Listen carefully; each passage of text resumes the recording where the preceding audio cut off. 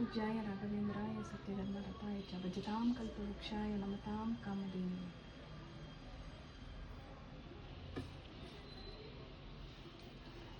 ಎಲ್ರಿಗೂ ನಮಸ್ತೆ. ನಾನು ನಿಮ್ಮ ಪ್ರೀತಿಯ ಕಾವ್ಯ.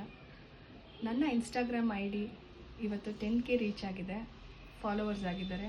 ಸೊ ಮೊದಲನೇದಾಗಿ ಎಲ್ರಿಗೂ ಹೊಸ ವರ್ಷದ ಆರ್ಥಿಕ ಶುಭಾಶಯಗಳನ್ನಂತ ಹೇಳ್ತಾ ಇದ್ದೀನಿ.